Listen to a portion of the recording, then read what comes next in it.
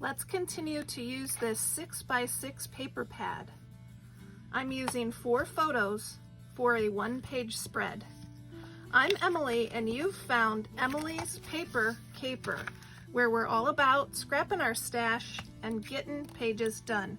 If you're new here, I hope you'll consider subscribing. Hit the subscribe button and bell icon now. So I have my oldie but goodie Colozzle template. I want to crop down a couple of these photos.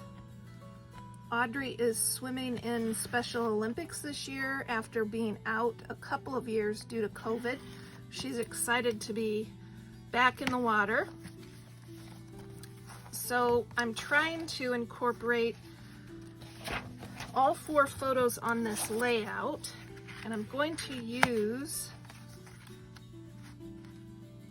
the Colozzle to create the smaller photos. I also have a video that I did some time ago using Colozzle, lots of cropping ideas using this tool. I'll link to that up in the card and down in the description of this video in case you want to get out your Colozzle and dust it off. So this pink paper is going to be a background paper, so I can cut a couple of photo mats from it. This will help these smaller photos stand out and also stretch this paper quite a bit.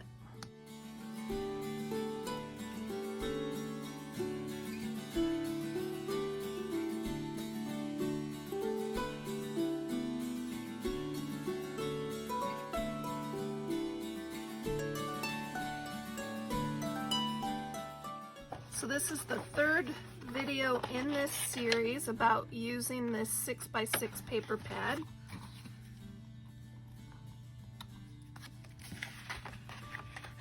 There were 2 each of 18 papers in this pad, and so far I've used 12. Today I will use 1 more paper, and I think this one will complement my swimming photos nicely because of some of the colors.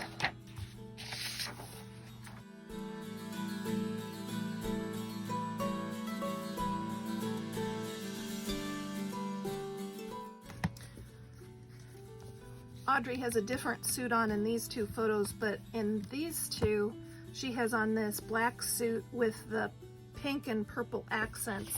So I'm going to use this pink paper as a background, and then I have this paper that I did some spraying at one point. This is just kind of a leftover piece of paper. This is just leftover. I think it probably captured some of the splatters, and most of this will be covered up.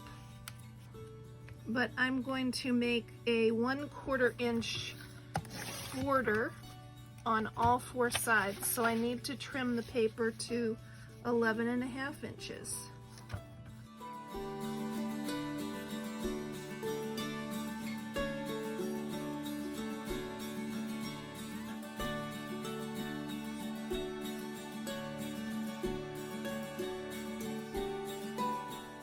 There, now that's a nice border on that page. For the 6x6 page, I'm going to create page corners. So we need some triangles.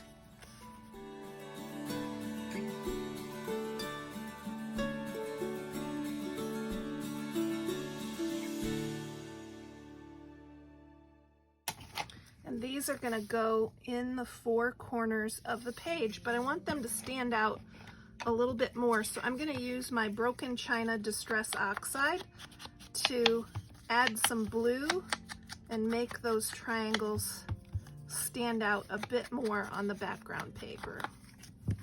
The pattern on this paper reminds me of tiles in a swimming pool.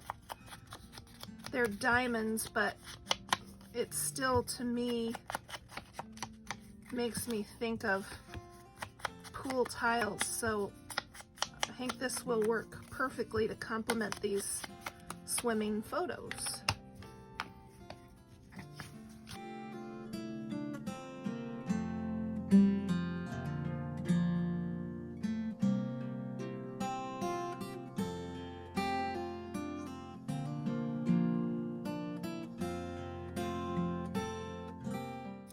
To date this page, I've got a mini February calendar. A friend of mine ordered extra of these Tailored Expressions mini tear-off calendars, and so I like to use them to help record dates on my layouts and on my junk journal pages. It's white and I want it to stand out a little bit better, so I'll mount it on a paper scrap.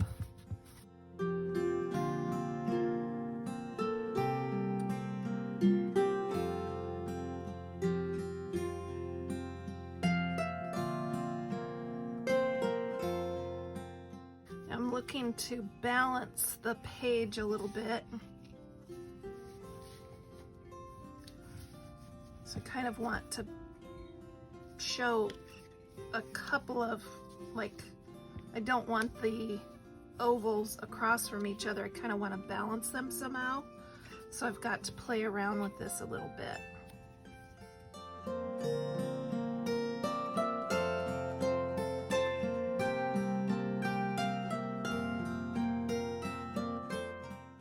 I think the page title can go right here.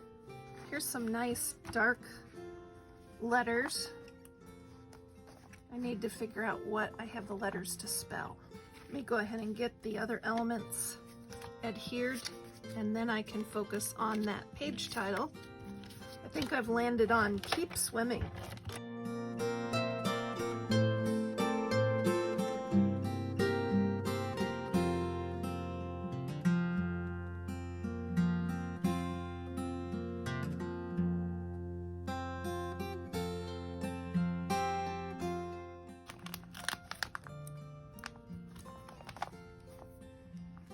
I don't have a lowercase n, so I'm going to cut off the top of that H. And for the I that I need, I'm going to cut the bottom of the J off.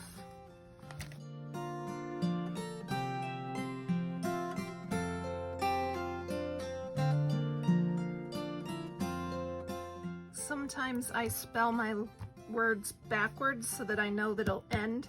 I don't really care where it begins, but I do care where it ends, so I'm going to spell it backwards.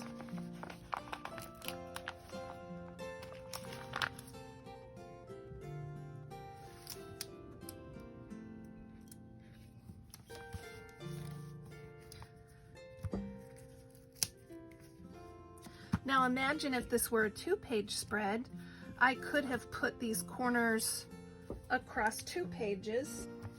So I could have put the 4 corners 1, 2, 3, 4. Or I could have put 4 more corners on the second page. So that's a way you could use this technique on a 2-page spread. So we've used 13 of our 36 papers, and I will keep working on this. Keep on scrapping, everybody.